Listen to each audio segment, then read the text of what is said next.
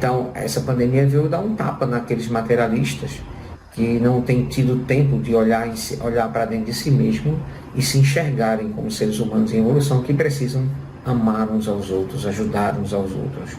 Então, essa é a hora de transformação, é aqui na Terra.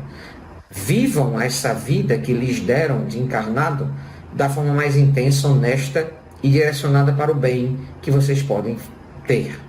A partir daí, a morte deixa de ser uma preocupação. Pelo contrário, ela vai se tornar um dia um aliado dos verdadeiros justos, porque eles serão amparados pela justiça e bondade de Deus, sem ter que passar pela justiça e bondade dos homens. Existe um antídoto para cada uma dessas doenças morais. E como é que você vai descobrir que remédio tomar se você não apresenta sintomas, porque a vaidade não deixa você ver? Eu vou me repetir. Uma frase que eu já falei para Jefferson no passado, eu vou ter que repetir. Melhor do que amar é ensinar os outros a fazer isso. Melhor do que amar é ensinar os outros a amar. Então, o que eu percebo que eu ainda tenho muito forte em mim e eu quero continuar fazendo, é multiplicar o trabalho que eu faço. Então, a minha ideia não é só fazer cirurgia, é levar o conhecimento também, a ajudar os médiuns de cura que querem trabalhar, colocar espírito para trabalhar com eles. Eu sempre fiz isso, em quase todos os trabalhos que eu levo, que eu tenho na Terra, e não vai ser diferente no futuro. Existe um antídoto para cada uma dessas doenças morais. E como é que você vai descobrir que remédio tomar se você não apresenta sintomas, porque a vaidade não deixa você ver? Dr. Fritz, qual é a sua mensagem inicial para o momento que vive a humanidade?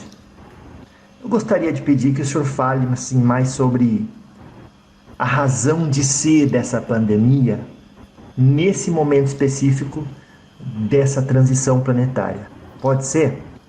A transição planetária é muito mais antiga do que se supõe, está acontecendo agora e vai durar muito mais tempo do que supomos, do que vocês encarnados supõem. A pandemia é apenas mais uma engrenagem dessa máquina chamada transformação moral que os seres humanos precisam passar. Não somente os encarnados, mas também os encarnados no seu próprio ritmo. Essa pandemia, como disse anteriormente, talvez esteja até me repetindo, mas eu acho que é importante deixar claro a minha postura em relação a ela, é que ela não é pior do que outras atrocidades humanas, ela não é pior do que os abortos praticados no mundo inteiro, inclusive no Brasil, que é um país que não tem, que o aborto é um crime, é um aborto clandestino da forma como ele é feito. As várias outras atrocidades que é feito na política, na gestão da saúde das pessoas, da educação das pessoas, isso é sem dúvida atrocidade realmente muito mais preocupante do que uma pandemia em si, porque a pandemia ela nos mostra, nos dá uma demonstração clara à própria humanidade, o quanto a humanidade frágil é, e o quanto ela está capenga na fé. As pessoas olham para essa pandemia como algo extremamente negativo, quando na verdade é uma oportunidade que Deus está dando para refletir sobre os seus próprios valores, para refletir a respeito de si mesmo, refletir a respeito da sua liberdade, refletir a respeito da tomada de decisões. Hoje em dia é mais difícil, quase impossível fazer uma programação de alguma coisa, porque tudo pode mudar da noite para o dia. Então, essa pandemia veio dar um tapa naqueles materialistas que não têm tido tempo de olhar para dentro de si mesmo e se enxergarem como seres humanos em evolução que precisam amar uns aos outros, ajudar uns aos outros. Então, sim, ela é uma ótima oportunidade de evolução, mas não será a única. Como eu disse, a humanidade já vem há muito tempo passando por processos de duras penas e golpes. Não distante de agora, tivemos várias guerras. Nesse momento, guerras acontecem e essa incapacidade do ser humano em amar continua persistindo. Somente quando o amor se tornar, vamos dizer assim, dominar mais do que a maldade, será possível a gente afirmar que esse mundo se regenerou. Enquanto isso não acontecer, e isso ainda vai levar muito tempo, talvez décadas ou até mesmo séculos, porque dependemos do livre-arbítrio das criaturas humanas, continuaremos caminhando ao lado dessa humanidade, tentando apoiá-la, ajudá-la, socorrê-la e amenizar as dores e os sofrimentos que elas vêm passando. E essa pandemia não é diferente. Por essa razão, mais uma vez, repito, somos todos parte dessa imensa máquina chamada vida. E a pandemia é apenas uma engrenagem necessária para que essa máquina funcione. Né? E nós precisamos entender esse momento como um momento de evolução também. E que mensagem inicial também, né, por assim dizer, o senhor tem a deixar às famílias das pessoas que partiram, sobretudo aquelas que têm dificuldade de superar a falta, né, do ente querido? Bom, a dificuldade de lidar com a morte sempre existiu na humanidade. Talvez ela tenha ficado um pouco mais explícita agora, porque dentro da psicologia, da tanatologia, né, do estudo da morte, das consequências, né, de como lidar com ela, temos visto as pessoas tendo muita dificuldade nesse atual instante em lidar com a morte, como ela tem sido feita, por vários motivos. Primeiro, o processo de desencarne da pessoa doente é completamente ausente da presença da família. E logo após a morte das pessoas, nem mesmo os rituais fúnebres, que são muito importantes, acredite, vindo de um espírito até estranho falar, mas eles são muito importantes para a estruturação da psique de quem fica. Então, esses rituais fúnebres também foram evitados em decorrência da pandemia. A gente teve vários espíritos que chegaram na espiritualidade incompleta e total, perdidos, deslocados, sem entender o que tinha acontecido, porque eles tinham sido sedados. Uma pessoa sedada, ela não guarda consciência. Tanto é que se você conversar com alguém sedado, que foi sedado por 15 dias, a sensação que passou minutos da sedação até o acordar. Então, é muito parecido esse processo aos que desencarnam. Então, a maioria acordam desorientados, mas são ajudados, obviamente, né? Os que têm essa premissa, conquistada pelo esforço na caridade, no bem e no equilíbrio, e essas pessoas que são ajudadas, elas rapidamente se recuperam dessas dificuldades respiratórias, que são, em sua maioria, ou das dificuldades do próprio funcionamento do organismo perispiritual, no caso, de quem já desencarnou. Então, eu tenho dito isso aos meus médios, tenho dito isso às pessoas que nos acompanham, que o desencarne por Covid-19, ela não é um desencarne de sofrimento. As pessoas que têm desencarnado dessa doença, lógico, o processo em si aqui na Terra é de sofrimento, mas quando elas passam para o lado de lá, em sua maioria, elas são muito facilmente assistidas e elas se recuperam de uma forma muito rápida desta doença. O que não acontece, por exemplo, com pessoas que guardam consigo más vibrações, maus pensamentos, né? E de uma certa forma essas demoram mais a se recuperarem, logicamente pela obviedade, né? da conduta moral de cada um. Mas não é o que a gente vê na maioria das vezes. Claro, louvado seja, graças a Deus. Dr. Fritz, do seu ponto de vista, o que é a morte? Bom, eu até brinco com os meninos, às vezes, quando eles estão com medo de morrer, que eu digo o seguinte: não sei por que vocês têm tanto medo disso, vocês convivem com o morto, e quando eu morri, ninguém chorou. As pessoas fizeram foi comemorar. Alguns até pulavam em cima da minha cova, agradecendo a Deus por eu ter ido. Então, a morte é uma passagem, é algo inadiável quando chega, e extremamente imutável para todos. Porque a morte a que você se refere é a morte do corpo físico. A morte do corpo físico é uma necessidade da própria matéria, porque a matéria ela é incapaz de lidar com a sua insalubridade, com a sua entropia eternamente. Em algum momento há uma decadência, uma deficiência de órgãos, de sistemas, de células, de reações químicas que torna o corpo físico inoperante. O grande problema da morte é acreditar que ela existe, quando na verdade nós não somos a matéria que habitamos. Nós somos o espírito que somos. É isso que nós somos. Quando encarnado, é muito difícil entender isso. Eu compreendo essa dificuldade. Então, às vezes, o encarnado fala assim, esse aqui é o meu braço. Não. Esse braço é uma representação do seu braço perispiritual. Que esse sim é o seu verdadeiro braço. Esse seu verdadeiro braço você não perde nunca. Então, mesmo que eu tenha esse braço amputado da matéria, o meu braço perispiritual permanece. Então, o mesmo acontece para o corpo todo. A vida não carece de matéria. A vida não carece de células funcionais.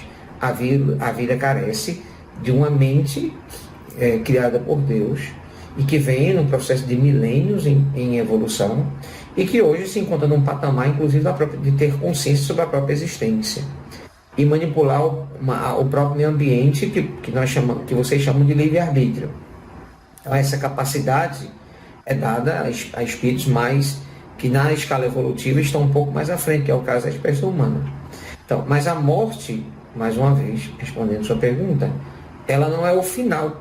Muitas vezes, na maioria das vezes, é um recomeço.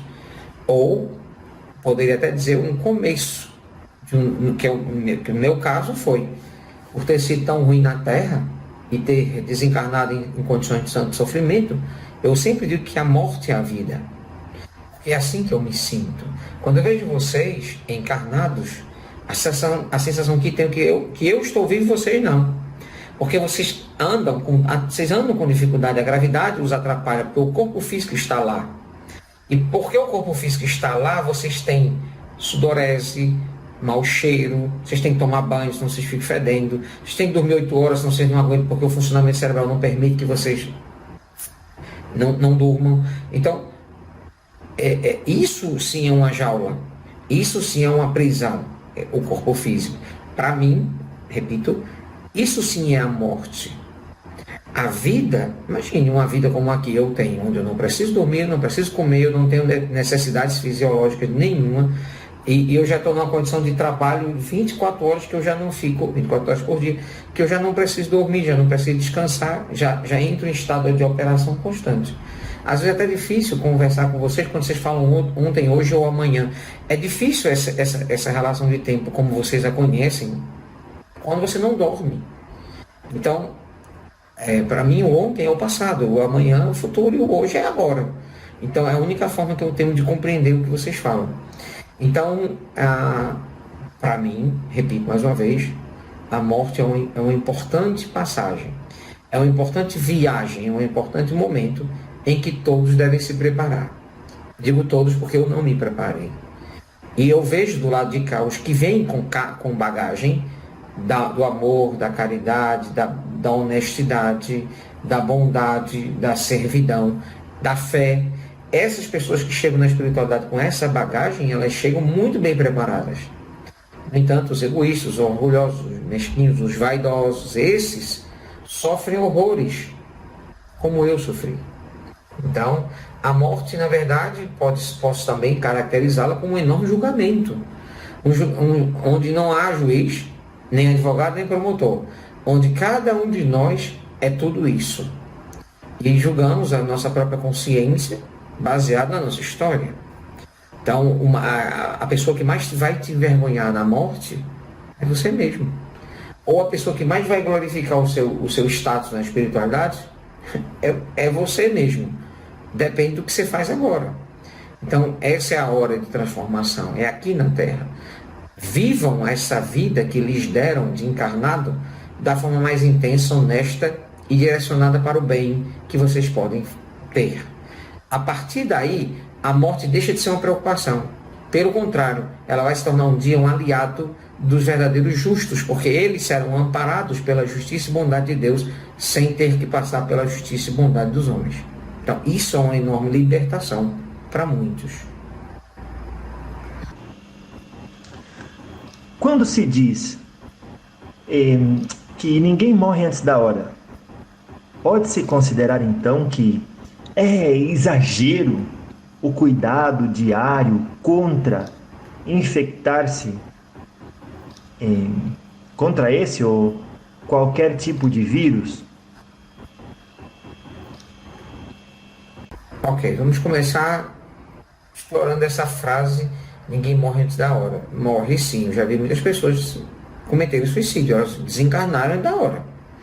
Então não há plano reencarnatório onde a pessoa tenha que se suicidar. O suicídio é a consequência do livre-arbítrio e do desespero. E um erro absurdo aos olhos de Deus. Já falei disso inclusive no livro que escrevemos juntos, eu e Roberto, onde eu coloco claramente o quão sofrível é a condição de suicídio na espiritualidade.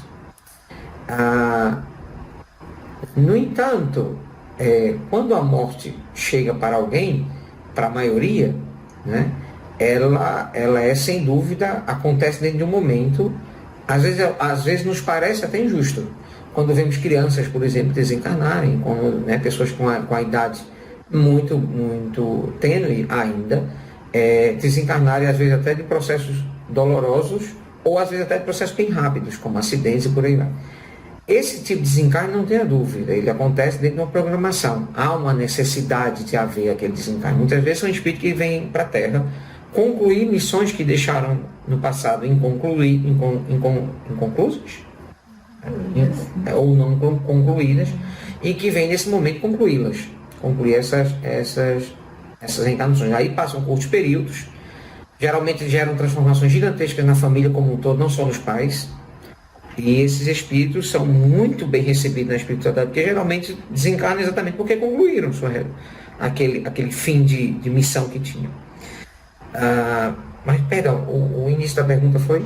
É exagero o cuidado diário contra infectar-se? Agora nós vamos falar sobre essa questão, sobre cuidar do corpo e do espírito.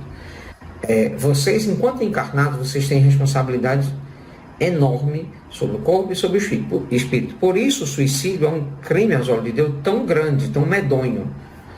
Exatamente porque vocês têm essa responsabilidade de se cuidar na Terra. Eu digo sempre para os pacientes: jamais abandone o tratamento médico, jamais abandone a medicina material, jamais abandone a benzedeira, jamais abandone a sua religião, jamais abandone nada que possa lhe ajudar. E continue vindo à cirurgia espiritual, porque é mais uma forma que você vai ter de receber ajuda. Cuide da sua alimentação, evite vício, evite coisas que não são necessárias à vida, como cigarro, bebidas alcoólicas. Eu não estou levantando aqui bandeiras contra ou a favor de determinadas coisas. Estou levantando a seguinte bandeira: cuide-se. Cuide do seu corpo, sim, o máximo possível. Se você sabe que está tendo nesse momento um processo de pandemia, uma doença de contágio pelo ar, e você usa uma máscara ou não entra em ambientes fechados, como muitas pessoas, tudo isso é uma forma. São formas que você tem que se cuidar, e é claro que você deve praticá-las. No entanto, isso são apenas paliativos físicos. Existem coisas muito mais graves do que os cuidados físicos, que são os cuidados morais. Então, beba a sua cerveja, mas faça o bem. Com certeza você vai chegar na espiritualidade muito bem. Se você quiser fumar o seu cigarro, que vai fazer mal a você do que aos outros, fume. Não, quem sou eu para fazer julgamentos? Eu, como médico, digo: não fume. Mas se você quiser fumar, fume. Mas faça o bem. Porque você vai chegar na espiritualidade com muito mais respaldo. Cuide-se, cuide da sua matéria, mas se não der, cuide pelo menos do seu espírito, porque ele é muito mais valioso. Então, cuidar do espírito é cuidar daquela bagagem que eu falei na pergunta anterior. Cuidar de chegar na espiritualidade com alguma bagagem de amor, com alguma bagagem de perdão, com alguma bagagem de melhorias. Porque, repito, essa bagagem é muito mais valiosa do que a bagagem da Terra. Então, cuidar do corpo, sempre vou ajudar os meus pacientes e sempre vou direcioná-los para isso. Mas cuidar do espírito, isso, o maior médico do mundo, que foi Jesus, o médico das almas, o médico de todos nós, vem há anos nos alertando, há décadas, há centenas de anos, há milênios nos alertando, que nós precisamos amar, que nós precisamos ajudar o outro, que nós precisamos partir do pressuposto de se amar para também amar ao outro, e que nós precisamos fazer isso num ambiente de caridade, bondade e perfeição, perfeição moral. Então, essa é a nossa busca, essa deve ser o seu principal objetivo na vida, o seu alvo maior. Colocar na sua vida todo o esforço na prática do bem. Graças a Deus, muito obrigado. Dr. Freitas, como o senhor, como médico espiritual, define saúde e doença? Simples. A saúde, se você for consultar os livros médicos, vai ver que saúde é ausência de doença. Mas vai muito além disso. A saúde é uma plenitude, onde você busca a saúde física, a saúde psicológica, a saúde espiritual, a saúde energética e a saúde histórica, ou a saúde astral, que você pode dizer que é a saúde que faz com que você goze de um determinado privilégio, não vou chamar de privilégio porque não de uma determinada consequência de ter feito bem. Então, todas essas saúdes fazem parte do arcabouço humano. Muitas vezes as pessoas acham que uma doença física ela é apenas uma desregulagem ou um afloramento negativo em órgãos, sistemas ou nas células ou alguma coisa assim. Mas a grande pergunta que cada um tem que fazer é: eu tenho esse problema, por que eu tenho? O que eu posso fazer além de me cuidar, além de melhorar minha alimentação, além de me abster do cigarro, além de me abster disso, daquilo? O que mais eu posso fazer do ponto de vista moral? Porque toda doença, e aí a definição de doença que eu tenho a dar é essa: toda doença, na verdade, é uma forma que o organismo busca para se autorregular entre o corpo físico e o corpo espiritual. Então, há uma tentativa de regular. É como o ar quente e o ar frio. O ar quente sempre tenta subir, o ar frio sempre desce. Então, o que é uma doença? É uma falta de equilíbrio. Então, o corpo reage a essa falta de equilíbrio adoecendo-se. Às vezes, talvez você diga: não, mas não é um vírus que vem de fora, ou não é uma bactéria que vem e adoece.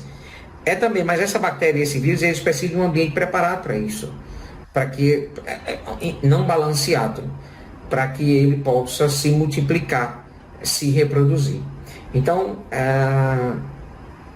e até mesmo aquelas doenças de cunho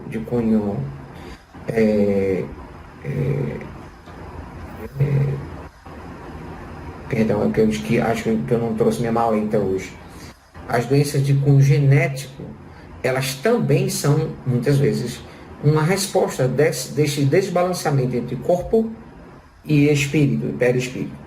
Então, o que é uma doença, na verdade, do ponto de vista médico, é um desequilíbrio. Do ponto de vista fluídico, é uma tentativa de acoplamento entre o corpo físico e o corpo espiritual. E do ponto de vista moral, é uma ótima oportunidade. As pessoas têm um costume de ver doença como algo negativo. Eu, como médico, tenho essa visão, por ser médico. Então, eu vejo sempre a doença como algo a ser vencido, algo que eu preciso extirpar do meu paciente. Mas do ponto de vista moral, não é bem assim. Do ponto de vista moral, a doença ela é uma oportunidade de você se redimir com o seu passado. Já que todos que estão encarnados estão aqui por provas e expiações. Então, de alguma forma, estão tentando fazer resgates. E esses resgates, para que eles sejam eficazes, é necessária a dor, mas nem sempre o sofrimento. Porque a dor é uma necessidade humana, o sofrimento é uma escolha. Então, vocês podem passar pela dor, mas escolher não sofrer com ela. Escolher passar pela dor com abnegação, com vontade, com desejo de servir, de continuar fazendo bem. Alguém me traiu, por isso não acredito mais em ninguém. Aí está seu erro. Se alguém fez uma coisa errada com você, faça o certo. Se alguém fez algo de ruim com você, ok, você não acredita mais naquela pessoa, não confia nela, se afaste. Mas deixar de acreditar na essência humana ou em outras pessoas que virão, isso é um erro. Então, já pensou se Cristo parasse de curar porque uma pessoa tentou curar e não conseguiu? Não existe isso. Então, todas as pessoas que estão determinadas para o bem, estão determinadas no sentido de fazer o bem sem esperar nem mesmo resultado positivo. Então, é isso que eu digo sempre aos meus pacientes, apesar deles não ouvirem.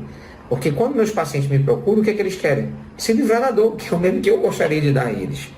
Mas nem sempre isso é possível. E por que não é? Porque muitas vezes a dor é a cura. Ao sofrimento, a doença que ele tem, é o que ele precisa para moralmente se recuperar. Deu para entender? Eu misturei doença com a forma de saúde. E é porque se Deus permite, Ele permite porque acredita que nós somos capazes de suportar, ou capazes de superar, ou mais do que isso, capazes de vencer. Mas às vezes não. E mesmo não vencendo, nós vamos conseguir nos recuperar dela na espiritualidade. Né? Porque aí o corpo físico geralmente sucumbe. E isso não torna a pessoa um doente, torna a pessoa alguém que precisa aproveitar o momento da doença para ter a saúde física, psicológica, mental e moral. Então como eu respondo essa pergunta? O que é saúde e o que é doença? Depende de como você enxerga. Talvez se você mostrar um corpo humano nu a um escultor, a um médico ou a um estuprador, os três vão ver de uma forma diferente. Então, doença e saúde são duas coisas que caminham lado a lado. Muito comum, eu até comparo doença e saúde ao ódio e ao amor. São dois sentimentos, ódio e amor, muito próximos. Porque, se você analisar, as pessoas que você mais ama, que mais faz bem a você, elas não são elas que você mais vai precisar estar perto. Você mais vai precisar estar perto daquelas que você mais odiou. Porque essas que serão suas famílias no futuro, nas próximas encarnações, e talvez até mesmo nessa. E aquela pessoa que você tanto odiou no passado, vai ser talvez uma que você vai carregar no colo, chamar de amor da minha vida, e vai dizer assim para ela: não importa o que aconteceu no passado, hoje tu é a razão do meu viver. Então, o que é amor e ódio? Senão uma coisa se transformando na outra. Então, a doença e a saúde também caminham juntas assim. O amor é uma necessidade que todos nós temos, porque estamos em processo de evolução. E quando nos apegamos ao ódio, não percebemos a possibilidade do amor. Mesma coisa é a doença. Quando não percebemos a possibilidade da cura, nos agarramos à doença como se ela fosse a nossa salvação. E pode ser, desde que você passe por ela com muita resignação. Claro. Ainda no tema saúde e doença, eu queria saber o seguinte: entram os fatores moral e ética, assim como dívidas pretéritas que inevitavelmente afloram e nem sempre quando esperamos? Ou seja, às vezes uma doença é mais fruto de um desequilíbrio moral, ético, entre aspas, karma que aflorou ali, dívidas pretéritas. O senhor pode comentar um pouco se entram esses fatores, ou é sempre mais uma conduta relacionada ao estilo de vida e à biologia daquela pessoa no ambiente em que se encontra? Vamos falar de duas medicinas. Existe uma medicina na Terra, que é uma medicina material, e existe uma medicina na espiritualidade, que é chamada de medicina espiritual. Ambas têm a mesma finalidade: ajudar a essência humana, ajudar o ser humano. Uma, principalmente a material, principalmente se preocupa com a matéria, com o físico, com a bioquímica, com as relações de funcionamento dos órgãos e por aí vai. E a medicina espiritual, ela vai um pouco além nesse sentido, porque ela também cuida da matéria, mas ela tem como pano de fundo o corpo espiritual, ou o perispírito, onde, por ser energético, é mais fácil para nós espírito manipulá-lo. E por essa razão, a nossa cirurgia ela não tem como finalidade primária modificação a nível celular. A modificação a nível celular ela acontece mais a nível de consequência da modificação a nível perispiritual. Então, essa medicina, ela tem muito ainda a se ajudarem. A minha razão por estar trabalhando com médiuns é tentar fazer com que, alguns médiuns eu tenho já feito isso, tentar aproximá-los cada vez mais da própria medicina da Terra, onde médicos espirituais e médicos materiais possam trabalhar juntos para atingir o mesmo resultado, que é o do alívio da dor daqueles que estão em sofrimento. E acredito eu que qualquer um que busque esse alívio da dor possa consegui-lo até mesmo fora da medicina. Quando um amigo tenta ajudar outro dando um conselho, um bom conselho. Quando um pai ou uma mãe orienta um filho a ficar longe das drogas. Quando um avô ajuda uma filha que teve um filho muito jovem a criá-lo. Então, sempre que vocês fazem isso, vocês estão, de certa forma, sendo médicos também, porque estão aliviando a dor e o sofrimento de alguém. Não necessariamente... O que foi? Rafael acordou. Não necessariamente com... vai lá. Não necessariamente com a medicina, mas com a medicina de Deus, que é a medicina do amor. Então, essa, talvez, seja a medicina mais importante que a gente precisa conversar hoje nesse vídeo. A medicina do amor. Essa medicina da Terra é importante, é espiritual também, mas precisamos concentrar as nossas ações, o nosso foco, já que estamos falando sobre evolução, na medicina do amor. Gostaria que você repetisse a frase que você falou no início, minha filha, por gentileza. Claro. Entram os fatores moral e ética, assim como dívidas pretéritas que inevitavelmente afloram e nem sempre quando esperamos. Isso. As dívidas, elas sempre vão aflorar porque essa é a real necessidade de você estar encarnado. Provas e expiações, não foi isso que eu falei na última vez? Então, elas vão vir, vocês querendo ou não. Às vezes elas vêm amenizadas por consequência de algumas mudanças que vocês fazem no caminho. Às vezes pessoas realmente boas se tornam tão úteis, elas são tão raras hoje, elas se tornam tão úteis que às vezes uma necessidade que ela tem reencarnatória, a gente ameniza um pouco ou deixa para a próxima encarnação, porque naquela ali ela está tão útil. Vamos deixar ela lá, vamos deixar ela continuar, vamos postergar o tempo dela na encarnação. Então, por quê? Porque ela está sendo extremamente útil para ela, para a evolução pessoal dela, lógico, e para de algumas outras pessoas que estão ao redor. Então, tudo isso é muito mutável, porque a espiritualidade é muito inteligente e ela não vai agir com capricho. Não, a pessoa fez, ela tem que pagar nessa encarnação. Não funciona sempre assim. Às vezes isso pode mudar. Eu vivo na espiritualidade, conversando com os espíritos elevados, pedindo a eles, às vezes, concessão de tempo para os meus pacientes. Eu faço isso o tempo todo, porque vejo nesses pacientes uma fagulha de mudança, em alguns, lógico. Vejo nesses pacientes um desejo de se reconciliar com a sua própria dor. Tem um paciente, por exemplo, da Irlanda, que vinha constantemente ao meu encontro. Ele tinha 12 anos de idade. Lógico, ao vê-lo, sabíamos que se tratava de um espírito já evoluído, que tinha reencarnado, tinha uma missão curta, veio com um câncer infantil gravíssimo, e os pais desesperados, e eu disse para a família que eu ia fazer de tudo para ajudar esse garoto, porque via nele potencial, caso ele ficasse muito maior de ajudar as pessoas do que se ele fosse embora, se ele desencarnasse como estava previsto. E aí pedi a várias instâncias superiores a mim para deixá-lo ficar. Até que eu recebi uma notícia de um espírito muito evoluído, que foi o seguinte: vamos fazer o seguinte, vamos chamar o próprio espírito da criança, que não tem nada de criança, é um espírito extremamente inteligente, e para que ele venha em desdobramento do sono, e ele diga o que ele acha. Já que ele é um espírito evoluído, cabe a ele mesmo decidir se é mais útil ele continuar ou não.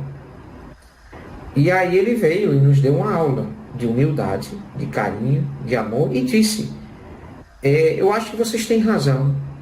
Talvez a minha permanência na Terra seja necessária, porque os meus pais, a minha família, os meus amigos, as pessoas que estão ao redor e os próprios médicos materiais precisam ver a minha mudança para melhor, porque nem eles não estão mais acreditando, porque os médicos me desenganaram de todas as formas. o meu corpo físico realmente está prestes a sucumbir. Então, diante dessa situação, dessa possibilidade de regeneração da minha família, das pessoas ao meu redor, eu vou fazer esse sacrifício sim e ficarei mais tempo na Terra. Então, a cirurgia espiritual que eu fiz nele, quarta que eu fazia, ele vinha da Irlanda para a França para que eu visse ele. A quarta cirurgia que eu fiz teve resultado. E aí, se você me perguntar, a dor dele foi amenizada? Não. A dor dele não. Você vai para onde? A dor dele foi amenizada? Não. A dor dele não foi amenizada. E nem nós mudamos o seu destino. O que nós fizemos foi gerar a possibilidade de uma concessão dele para permanecer na Terra, para poder nos ajudar. Então hoje é um garoto que nos ajuda. Hoje acho que ele tem 14 anos, hoje, se não me engano. E ele está bem melhor do seu plano de saúde, de uma forma que os médicos não esperavam, a família não esperava. E ele mesmo, claro, quando volta para o corpo físico, devido à limitação da matéria, afirma que também não esperava. E é inexplicável do ponto de vista médico, mas do ponto de vista médico e espiritual, completamente aceitável. Louvado seja, graças a Deus, muito obrigado. Dr. Fritz, há maior cobrança da parte da espiritualidade para que sejamos, nestes tempos, mais congruentes com nossos valores éticos e morais do que havia antes? Há uma maior cobrança nestes tempos? Sim, sem dúvida. Sem dúvida. A própria humanidade tem progredido e esse progresso exige mais mudanças, do ponto de vista moral. Então, é muito cobrado sempre que é dado mais. Então, a humanidade ela vivia num tempo de trevas, onde a força prevalecia, o poder, o abuso prevalecia. E hoje não. Hoje há uma mudança nesse sentido. Hoje você vê direitos humanos, direitos da mulher, direitos de pessoas que antes realmente eram escravizadas, hoje não são mais. Quer dizer, não está perfeito ainda, claro, muito longe dessa perfeição. Mas já há uma mudança de posicionamento, de posturas. Certas coisas que antigamente se aceitavam ou como normais, hoje são absurdos. Não é? Então, existe hoje uma mudança nesse sentido, sim. Por que há essa mudança? Existe um melhoramento social, ético, moral. No entanto, não significa que não hajam falhas. E essas falhas, não é? Elas são cada vez mais repreensíveis, né, do ponto de vista moral. E como é que eu vou... Tem um aparelhinho que faz assim com as coisas, chama funil. Então, existe um afunilamento nesse instante, feito pela espiritualidade, porque para que aconteça essa mudança de vibração no planeta, é necessário afunilar. Então, algumas pessoas que antes eram livres para cometer crimes no sentido moral, porque iam reencarnar na Terra para pagar esses crimes, hoje muitos desses criminosos já não vão ter mais espaço na Terra para reencarnar. Eles já não vão conseguir reencarnar na Terra exatamente porque está havendo esse afunilamento. Essas almas, esses espíritos, estão sendo recambiados para outros locais, mais atrasados do que aqui, acredito, existe. E aqui, por estar se tornando um ambiente melhor, somente as almas que estão realmente, não precisa, lógico, não é aquele que já são bons, porque a Terra não é no local só de bondade.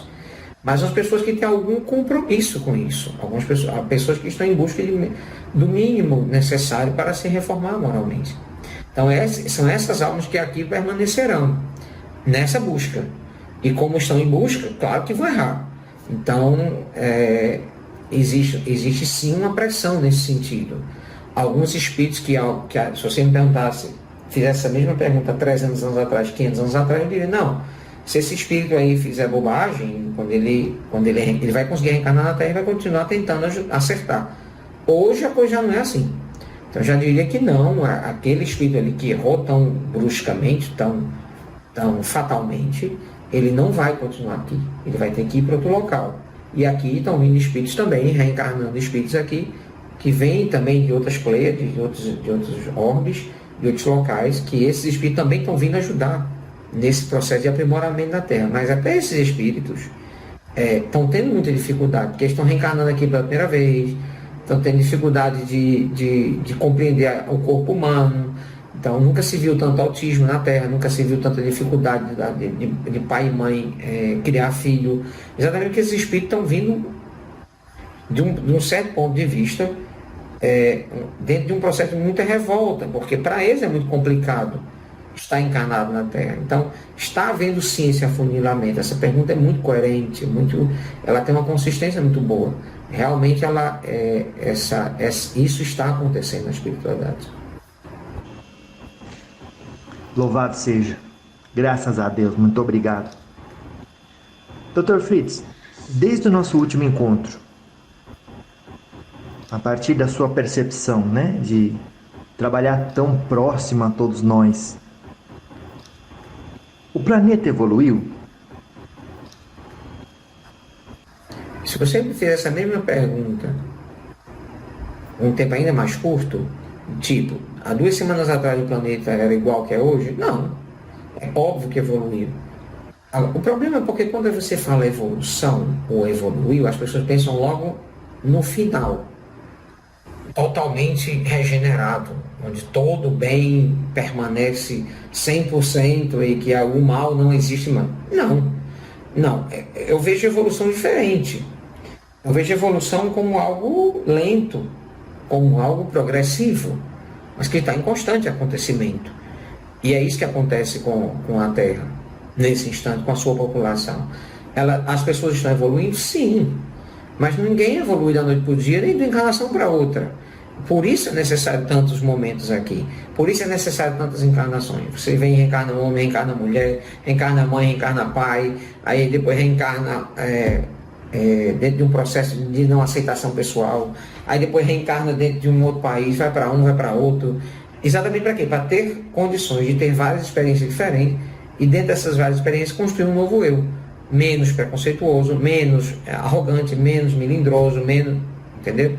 Então, essa construção ela é constante. Então, o mundo está mais evoluído hoje do que no passado? Sem dúvida. Se você pegar o passado de 2 dias atrás, a resposta é a mesma. E ele vai estar muito mais evoluído daqui a alguns anos. E muito mais evoluído em alguns anos. Mas essa evolução só vai ser percebida do ponto de vista global quando a humanidade passar alguns séculos. Não é possível perceber essa evolução em décadas. Até mas é necessário um estudo muito profundo para perceber essa evolução. Mas a Terra, de uma maneira geral, ela está passando por um processo, está evoluindo sem dúvida, mas é necessário mais tempo para que vocês consigam observar isso. Muito bom, muito obrigado. Qual tem sido, Dr. Fritz, a sua percepção nesses 2 últimos anos aí da meta da espiritualidade, tanto para o Brasil quanto para o mundo? A mesma resposta da pergunta anterior. A meta está sendo atingida dentro daquilo que o livre-arbítrio de vocês permite.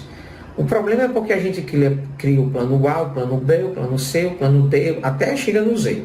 Z é o último? Acho que é, né? Isso. Aí depois tem o plano A1, A2, A3, A4, A5, aí o B5, B4, B12, B54, o C1, C2, C15. Então, planos, a espiritualidade tem vários. Mas aí depende das escolhas de vocês para poder seguir esses planos. Então, toda vez que você escolhe um caminho, você, o A já não é mais possível.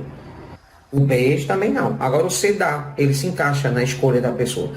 Porque se não fosse assim, como é que vocês iam evoluir? A evolução de vocês depende das escolhas. A evolução de vocês depende de vocês escolherem alguma coisa. Então, quando vocês tomam decisões, vocês estão escolhendo um caminho. E aí o mérito vem. Porque não teria mérito nenhum se vocês fossem marionete na mão de espírito ou na mão de Deus. E não é assim. Vocês foram criados como criaturas instintivas, claro, mas com inteligência, com racionalidade para fazer escolhas. E são essas escolhas que caminham a evolução de vocês. Então, repito, a resposta é a mesma. Está havendo essa evolução? Já está havendo, ela é constante, mas ela depende das escolhas de vocês. O Brasil, que foi a pergunta mais específica, né? Brasil e o mundo, o Brasil criou-se algumas décadas atrás, eu me lembro disso, já estava aqui no Brasil trabalhando, criou-se a expectativa de que o Brasil se tornaria o coração do mundo, não sei o que, coisas desse tipo. Tudo bem, o plano existia, realmente. Ele acha até que existem variações desse plano ainda. Eu não duvido que isso se torne verdade um dia. Mas o que esse plano tem mudado não é brincadeira para se adaptar às escolhas que vocês têm feito. Então, é necessário haver planejamento da espiritualidade, mas a espiritualidade sempre respeitará, a espiritualidade do bem, sempre respeitará o livre-arbítrio de vocês, que não acontece com a espiritualidade que não é do bem. Essa não está nem aí para o livre-arbítrio de vocês, eles estão empurrando coisas que não prestam na vida de vocês, até quando vocês dizem não. E dizer não para eles nem sempre é fácil, porque alguns deles têm a permissão de Deus para ser um obsessor. Então, não é só não querer, vai além. Vocês têm que também fazer por onde que esses obsessores saiam dessa egrégora de energia criada ao redor de vocês. Louvado seja, muito obrigado. Para a espiritualidade, assim, né, na sua visão, né, do seu entendimento de como a espiritualidade, eu digo aqueles com quem o senhor trabalha, tanto superior como os que estão sob o seu direcionamento, como que está sendo visto isso? O orgulho continua sendo a maior chaga da humanidade? Olha, para a espiritualidade eu não sei, porque eu não sou a espiritualidade, eu sou só um espírito. Para mim, eu acho que é um dos piores. Mas eu poderia dizer o pior. Pior para mim, que é a vaidade. Essa para mim é a pior. E eu digo isso porque o meu trabalho é conviver com médium. E ao longo do meu convívio com médiums, e eu tenho hoje, nesse momento, 3 trabalhando no Brasil, eu posso afirmar que é a vaidade a maior armadilha que esses médiums têm caído. Então eu tenho notado que é uma armadilha moral muito complicada, porque ela é difícil de se ver. Ora, a própria vaidade em si é como se ela fosse uma borracha dela mesma. Ela apaga os seus traços. Então ela risca e ao mesmo tempo ela vem apagando. Então, como é que se vê isso? A vaidade faz isso. Ela faz você não enxergar os seus erros. Porque tudo que você faz é certo. Ou tudo que você faz é o melhor. Ou tudo que você faz é acertar. E hoje se fala tanto nisso, porque temos que ser melhor, temos que se acertar, temos que empreender, temos que isso, que aquilo. Tá. Mas não será importante antes de colocar um telhado, construir uma fundação? Não é importante se ter uma fundação de humildade para que vocês construam paredes sólidas do bem? Quando vocês não fazem isso e tentam começar a construção da casa do telhado para baixo, vocês estão sendo vaidosos por achar que podem transgredir as leis divinas, por achar que podem transgredir as leis humanas, por achar que podem transgredir a moralidade, a construção moral que Jesus nos ensinou. Então, quando você se acha o todo-poderoso, você, sei lá, político, empresário, empregado, lixeiro, tanto faz, médico, na medicina a gente vê bastante isso. Se você acha que realmente você é um superpoderoso, cuidado, você não é. Cuidado em se achar assim, porque você não é. A vida vai te mostrar isso de uma maneira muito dolorosa. E quando você menos esperar, a morte vai te trazer uma evidência ainda mais forte de que você não é tão valioso dessa forma. Que você é valioso sem dúvida, mas se você o fizer com humildade, esse seu valor vai ser multiplicado, centuplicado, de uma maneira que você nem sonha. Então, o orgulho é um grande defeito, não tenha dúvida disso. O orgulho foi um dos maiores defeitos que eu carreguei na minha vida e carrego até hoje, porque ainda sou orgulhoso. Ainda permaneço com essa chaga guardada em mim. Mas eu digo sempre, eu alerto sempre para todos para a vaidade. Porque ela é um tapa-sol enorme. Ela não permite muitas vezes que vocês vejam os próprios defeitos. E isso é um grande problema, porque como é que eu vou me transformar em alguém melhor se eu não reconheço que eu tenho defeitos? Ou que eu não os vejo, ou que eu não os acesso, eu não os vejo de frente, eu não consigo explorar esses defeitos. Então olhar para esses defeitos ajuda muito. a se melhorar como pessoa, porque aí você escolhe o antídoto para esses defeitos. Você pode escolher a cura para esse defeito. Ué, se eu estou muito orgulhoso, eu vou ter que ser mais humilde. Se eu estou muito vaidoso, eu vou ter que ser mais simples. Se eu estou muito como chama, rancoroso, eu tenho que perdoar mais. Então, existe um antídoto para cada uma dessas doenças morais. E como é que você vai descobrir que remédio tomar se você não apresenta sintomas, porque a vaidade não deixa você ver?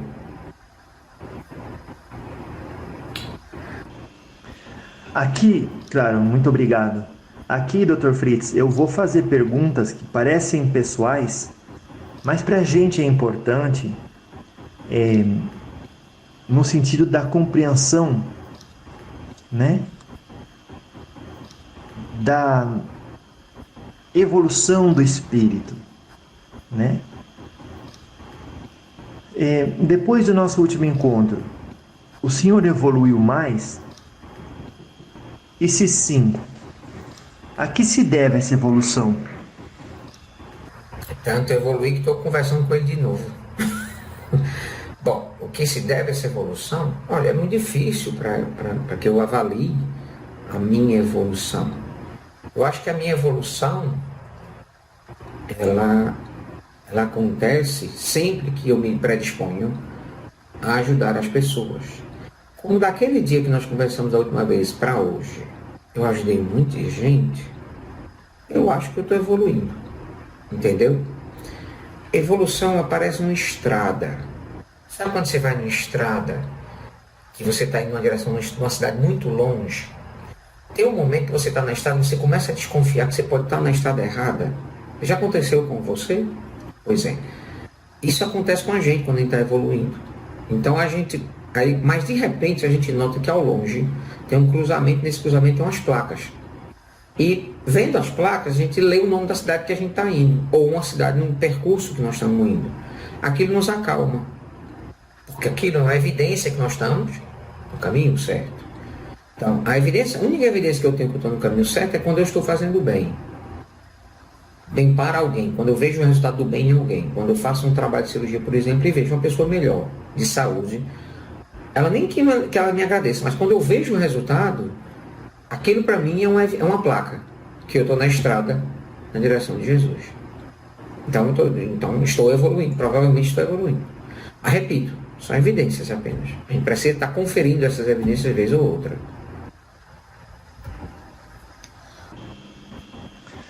Louvado seja. Muito obrigado. Graças a Deus. Dr. Fritz, o que mais tem valor assim para o senhor hoje? Assim, não, para mim hoje isso tem mais valor. E qual meta o senhor vê assim como principal ou mais importante que o senhor quer alcançar? Falta muita coisa. Ser o melhor médico do mundo para mim não foi o suficiente. Não é que eu preciso de mais, ou de títulos, ou status, ou conhecimento, não.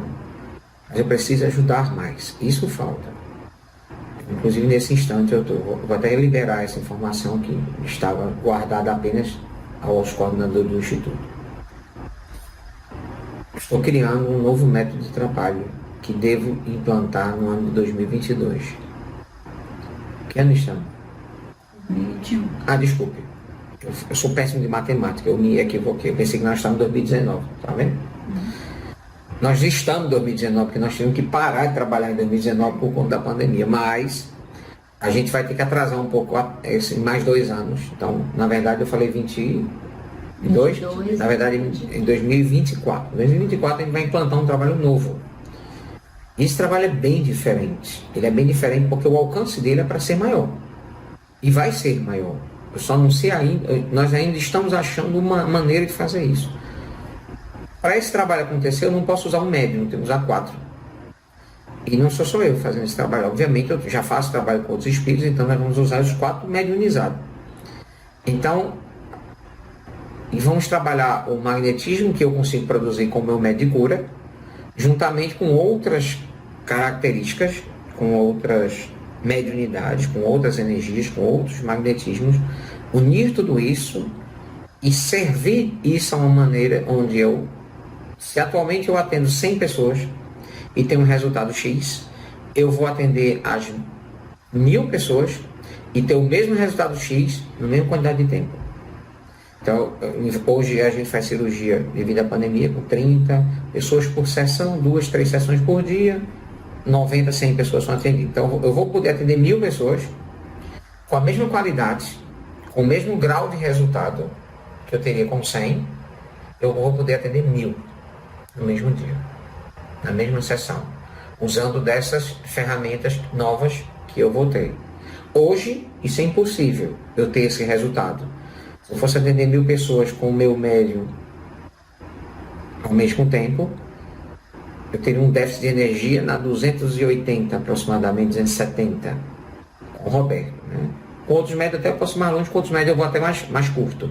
Mas eu consigo, daí para frente, aí eu já não dá mais, já não tenho mais substância, não tenho mais ferramenta de trabalho, já não tenho mais a mesma qualidade energética, magnética e fluídica. Com esse sistema, eu tenho para 1000 fácil. Deu para entender o alcance? Então, eu estou o tempo todo experimentando coisas novas, buscando coisas novas, agregando coisas novas. A gente trabalha com cromoterapia já há mais de 30 anos. E eu tenho agregado cromoterapia hoje de uma forma diferente na terapia amor, que é a terapia que eu atendo pacientes com distúrbios psicoemocionais e outras coisas, depressão, ansiedade, tudo isso. E uma outra leva de espíritos também que trabalham comigo, que são espíritos de uma alta envergadura moral, que me auxiliam no exato momento, no instante dessa terapia.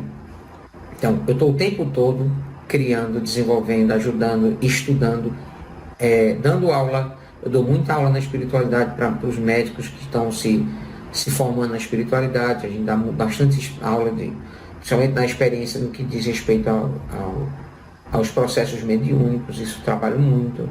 Então, é muita coisa. Então, na verdade, a gente não para de aprender, não para de crescer. Mas por isso, as pessoas têm essa mania de dizer isso de mim, que eu sou o melhor médico do mundo. Sei lá, nem sei se sou, mas de qualquer forma aceito esse elogio. Mas se o maior homem do mundo, mesmo tendo vindo há 2000 anos atrás, sendo colocado numa cruz, depois de todo o amor e caridade que espalhou pelo mundo, não parou de trabalhar, quem sou eu para pensar em fazer algo diferente disso? Isso que eu queria saber. O que mais tem valor para o senhor hoje? É uma boa pergunta. O que mais tem valor para mim hoje, diferente de há 3 anos atrás? Eu vou me repetir. É uma frase que eu já falei para Jefferson no passado e vou ter que repetir. Melhor do que amar é ensinar os outros a fazer isso. Melhor do que amar é ensinar os outros a amar. Então,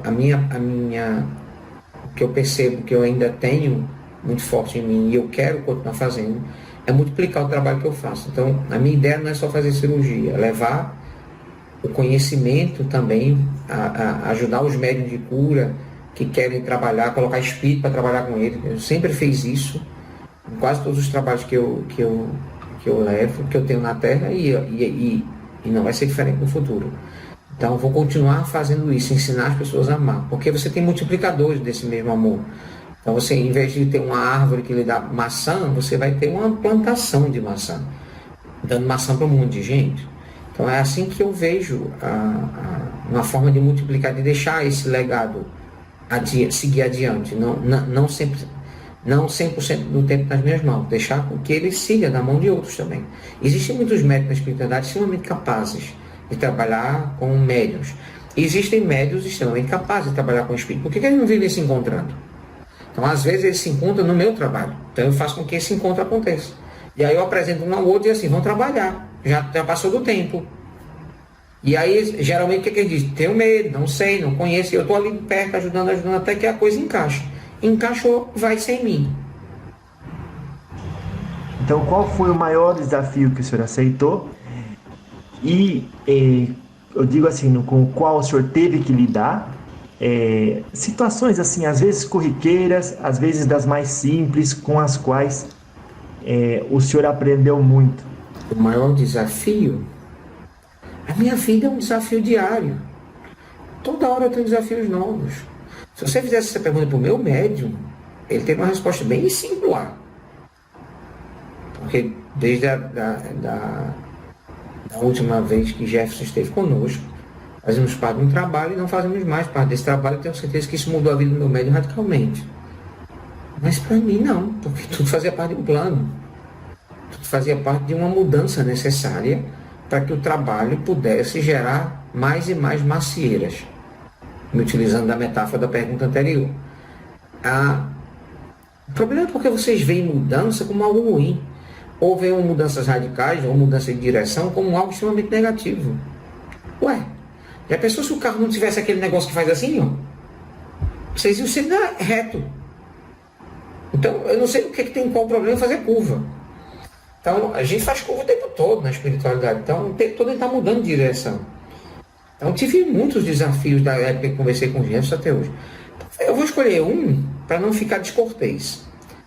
O maior desafio foi isso que eu acabei de citar. Implementar esse trabalho novo que nós vamos implementar, onde eu não tenho somente um médium de cura. Onde eu tenha 4 médios. E esse trabalho só vai ser possível se tiver esses 4 médios. Se um deles não vier, sabe o carro andar com 3 pneus, minha filha? Pois é a mesma coisa. Se um deles não vier, esse carro não vai andar. Então, é algo novo, é um desafio, porque agora eu não tenho mais um médico para cuidar, eu tenho uma equipe para cuidar. E por ser um trabalho extremamente novo, que incorre em muitas variáveis, é um desafio gigantesco. Então, eu estou escolhendo esse Mas acredite, eu tenho outros bem mais cabeludo. Só que esses eu não posso falar tanto, porque são da parte da espiritualidade. Não são trabalhos que vão acontecer aqui na Terra. O senhor recebeu, por acaso, de alguma raça extraterrestre? O senhor ou algum médico que o senhor conhece, conhecimento avançado a respeito de alguma prática médica? Quiçá uma prática médica que com o tempo foi compreendida pelos médicos humanos do astral e quem sabe até implementada na Terra na forma de uma terapia ou de uma nova tecnologia. E se há alguma ou algum conhecimento que o senhor recebeu deles, o senhor pode contar qual ou quais? Muito obrigado. Isso é um alarme de incêndio, não? Não sei, doutor. Vai lá ver a criança. Vamos lá. É uma pergunta extremamente delicada. Porque vou falar de coisas que eu não tenho nenhum conhecimento. Eu só posso falar das minhas experiências. Você sabe como funciona um avião? Sabe como funciona? É a mesma coisa. Então, eu sei que esses espíritos existem, que eles estão aqui, que eles nos cercam, que eles nos ajudam. A mim, médico, a mim, desenvolvedor de técnicas de cirurgia, de técnicas mediúnicas, de energética, por aí vai. Mas eu não sei quem são eles. Eu não sei qualificá-los, eu não sei rotulá-los, eu não sei defini-los, eu não sei conceituá-los. Você entendeu? Uhum. É como alguém tentar explicar para você como funciona o flap de um avião, você que é apenas uma passageira. E esse flap, ele funciona dentro do sistema hidráulico. Tem um engenheiro aqui para poder me ajudar a compreender isso. Tem um sistema hidráulico que faz com que esse flap abra e feche no momento de aterrissagem ou decolagem, porque a asa precisa ter mais área de contato com o ar para gerar mais sustentação, o que ele está dizendo, eu acredito nele, entendeu? O que é que isso muda para você que só faz viajar de avião sentado numa cadeira olhando pela janela? Nada. Então, para mim, que sou só um passageiro dessa grande nave-mãe chamada Terra, ver esses espíritos, ter contato com eles, é como um passageiro que não entende para que serve um flap. Entendeu? Mas, ao mesmo tempo, eu sei que ele é necessário, porque senão ele não estaria ali. Então, a minha ignorância em relação a presença desses espíritos, vou chamar de espírito por falta de nomenclatura, porque não é isso que eles parecem. Deu para entender? Por falta de palavras, falta de vocabulário mesmo, vou chamar eles de espíritos. Ok? Ok. Então, esses espíritos que vêm de outras órbitas, de outros planetas e tudo mais, que estão em interação constante com a Terra antes mesmo de eu chegar na espiritualidade e continuam até hoje, mas eles têm se intensificado mais no quesito comunicação. Então, eles andam se comunicando mais nos últimos 100 anos.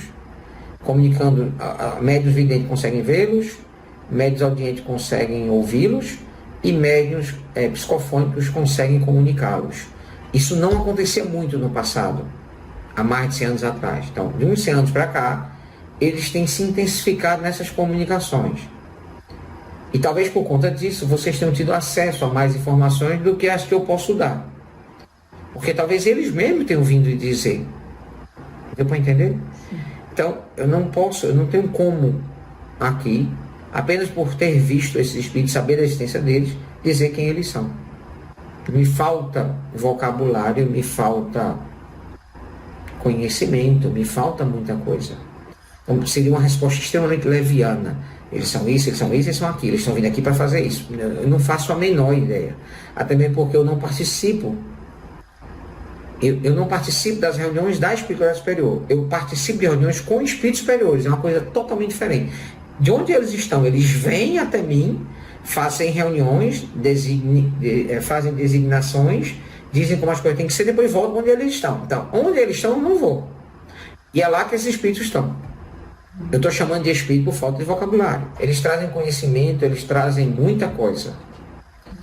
Mas, repito, eles influenciam diretamente o meu trabalho. Se for essa pergunta, sim, eles influenciam diretamente o meu trabalho. Mas, repito, você dentro do avião, vendo um flap funcionando, você entende que aquilo é importante. Você não faz ideia do que é aquilo ali, de como aquilo funciona. Você entendeu? Mas aquilo está ajudando de algum jeito. Pronto. Eles ajudam a gente muito. Eu não sei como. Eu não tenho ciência como. Sabe um espírito guia tentando dar consciência para alguém encarnado que ele tem que se melhorar, tem que seguir um caminho do bem? É como nós e esses espíritos. Eles estão ali ajudando, mas não nos vê, a gente sente alguma coisa, sabe que eles estão ali, mas a gente não consegue visualizá-los, consegue defini-los, consegue teorizar a sua presença. Mas a gente sabe que é uma boa presença. Okay. Dr. Fritz, vou pedir aqui 3 mensagens do senhor antes da mensagem final.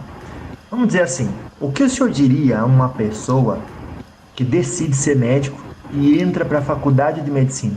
Quando você entrar para a faculdade é fácil, sair dela como médico é mais difícil. Porque muitos médicos têm saído da faculdade de medicina como mercenários. Então, muitos médicos têm saído da faculdade de medicina como bons médicos. E muitos médicos têm saído da faculdade de medicina como excelentes médicos. Então, a pessoa tem que fazer essa escolha. Essa escolha é moral, não tem nada a ver com o diploma. Não vai vir no diploma se não um bom médico, um excelente médico ou um mercenário. Não vai vir isso no diploma.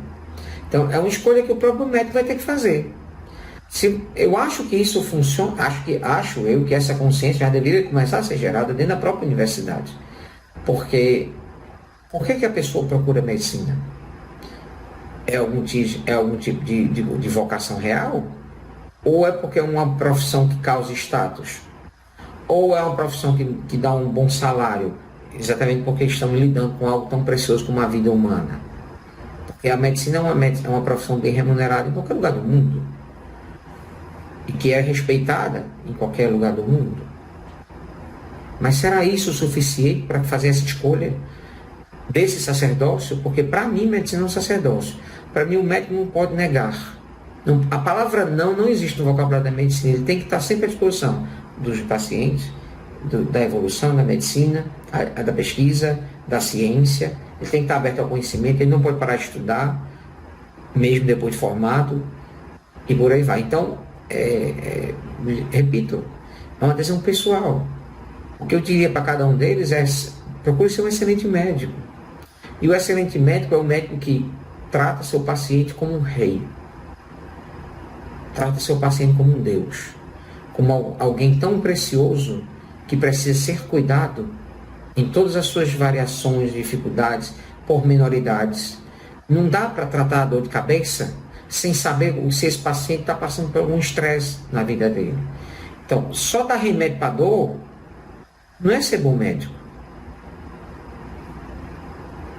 Eu vejo médicos que são verdadeiros... seria mais eficaz se trabalhasse no balcão de farmácia. Porque só passa remédio para o sintoma. Ele não analisa a pessoa, ou o paciente, não faz um exame clínico, não faz uma anamnese bem feita, não tem uma busca pela real origem da dor daquela paciente. Pode ser que aquele paciente esteja no luto, e isso está gerando dor de cabeça dele. E esse paciente precisa desabafar. Deixa eu falar. Mas eles têm uma fila muito grande lá de fora do consultório para atender e um plano de saúde pressionando ele para que ele atenda muito para poder ganhar alguma coisa. E ao mesmo tempo ele tem uma indústria farmacêutica controlando as receitas dele. Por isso que ele passa uns remédios para uma enfermidade. Então, é um jogo muito, muito cruel. E que só é possível não fazer parte desse jogo se você permanecer na ética e com seu caminho direcionado para amar ao seu próximo. O médico que não amar o seu próximo não deveria ter esse diploma. Segunda coisa, o que o senhor diria para uma pessoa que já passou por esse estágio e agora está na metade do curso de medicina? Termine. E por último, o que o senhor tem a dizer a uma pessoa, se eu estivesse de frente com ela assim, que quando ela termina o seu curso de medicina, ali bem no dia da formatura dela? Cuidado com as armadilhas da vaidade. Cuidado com as armadilhas do orgulho. O médico é um servidor e não pode se ver de outra maneira.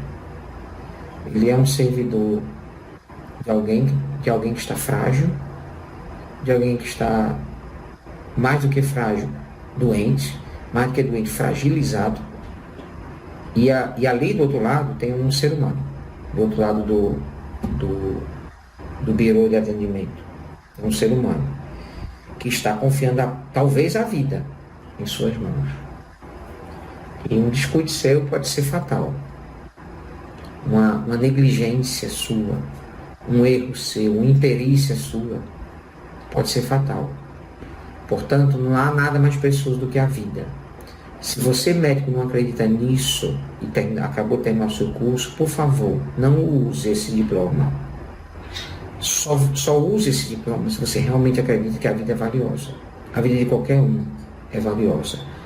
E que você tem a missão de prolongar essa vida. E que você tem a missão de dar qualidade de vida a essas pessoas.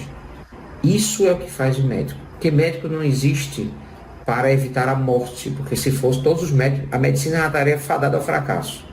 Porque médico nenhum consegue isso. O que a gente faz é dar qualidade de vida, dar hombridade, civilidade, harmonia, amor. É isso que o médico precisa fazer. Muito mais do que prescrever remédio. Tem que saber remédio, tem que conhecer medicação. Lógico, tem que conhecer farmacologia, claro. Tem que saber prescrever, com certeza. Tudo isso é importante. Mas o paciente é mais. O paciente deveria ser a sua obra de arte, o seu grande finale. Leonardo da Vinci, se não me engano, só pintou 25 quadros. E produziu várias obras-primas. Então você não tem que atender 10 mil pacientes. Atenda 10, mas atenda bem. Então, o que eu digo a esses médicos que estão terminando o seu curso é isso. Olhem para o seu futuro com a mesma vontade, desejo de servir de outros grandes exemplos, não só de médicos, mas de pessoas religiosas que são tão boas, tantas pessoas religiosas boníssimas, que servem à humanidade, auxiliam as pessoas, aliviam a dor e o sofrimento, mesmo sem passar remédio. E digo mais, se você não for um bom médico, nesse sentido moral, e quiser apenas ganhar dinheiro, alguma coisa desse tipo, tudo bem. A minha missão nesse instante é respeitar a sua decisão e dizer a você que não se preocupe, que a espiritualidade lhe aguarda e eu vou estar lá para lhe receber, para voltar você para trabalhar de verdade. pelos motivos certos, do jeito certo e pelo pagamento que realmente importa, que é amar o nosso próximo. A pergunta é, quais são os temas assim que o senhor acredita talvez tenham prioridade, são de suma importância a gente ponderar na forma de perguntas nos diálogos? Não. Eu acho o seguinte. Eu sou uma fonte de conhecimento das minhas experiências.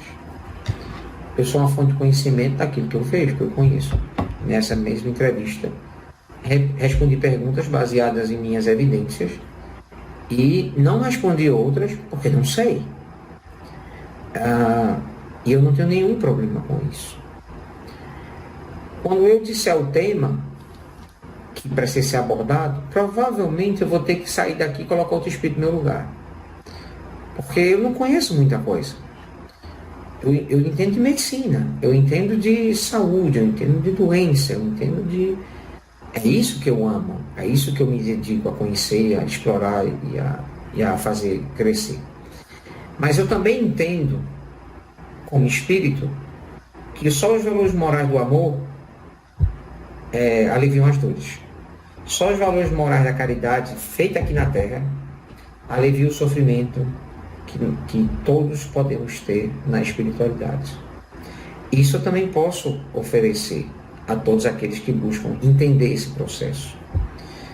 Mas quando eu falo em algum tema, se eu falasse em algum tema, certamente na minha equipe médica, que não é só médicos, existem outros espíritos com outras especialidades, com outros conhecimentos.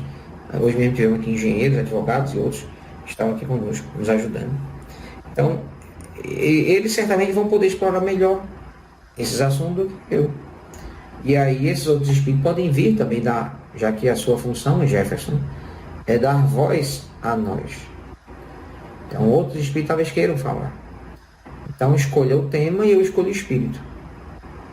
Eu acho que assim seria mais justo. Se o tema for voltado para a medicina, médico provavelmente eu vou vir porque eu amo falar sobre isso, eu amo falar sobre o meu trabalho, eu amo falar sobre as consequências da cura, eu amo falar sobre essa relação de causa e efeito de doença e perispírito, reencarnações passadas. Toda essa relação é o meu cotidiano, faz parte da minha vida, é a minha vida e assim me sinto vivo. Agora, outros assuntos a gente pode se explorar, e aí, não por isso a gente vai trazer outros espíritos para conversar com vocês. Eu agradeço mais uma vez, peço desculpa pelo alongar da hora, mas isso aqui que estamos fazendo hoje, Jefferson, mesmo você não tendo perguntado, é uma semente. E às vezes a gente acha que uma única semente não é suficiente para matar a fome ou para aliviar a dor. Mas, se bem cuidada na mão de um agricultor hábil, de alguém que realmente entenda da terra, saiba cultivá-la, essa semente pode ser uma árvore.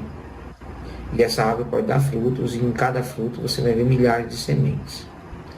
Então, cuidar com os números. Não se preocupe com eles. Eles não são importantes para a obra de Deus. Se fosse, Jesus não teria 12 apóstolos, teria 2.000. Então, para a obra de Deus, o que importa é qualidade.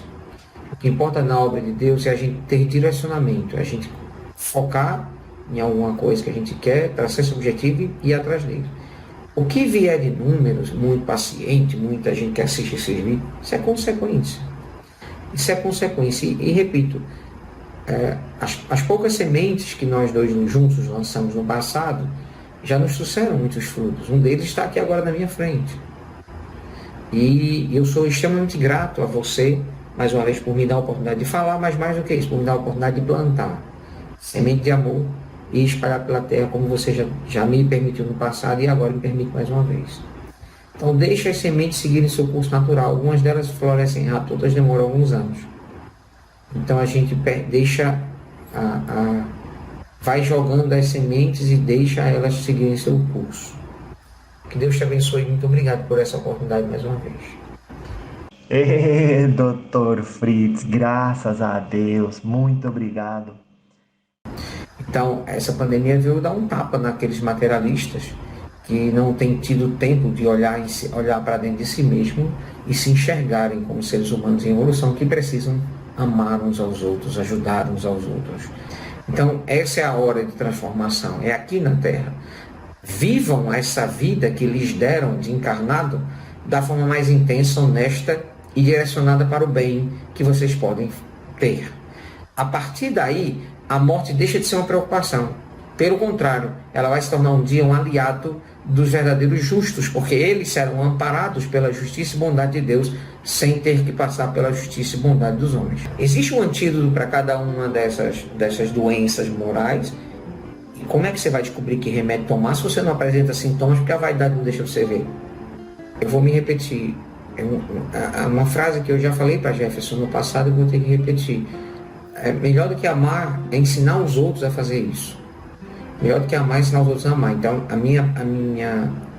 o que eu percebo que eu ainda tenho muito forte em mim e eu quero continuar fazendo, é multiplicar o trabalho que eu faço. Então, a minha ideia não é só fazer cirurgia, é levar o conhecimento também, a ajudar os médiuns de cura que querem trabalhar, colocar espírito para trabalhar com ele. Eu sempre fiz isso, em quase todos os trabalhos que eu levo, que eu tenho na Terra, e não vai ser diferente no futuro. Existe um antídoto para cada uma dessas doenças morais. E como é que você vai descobrir que remédio tomar se você não apresenta sintomas, porque a vaidade não deixa você ver? Eu vou me repetir. Uma frase que eu já falei para Jefferson no passado, eu vou ter que repetir. Melhor do que amar é ensinar os outros a fazer isso.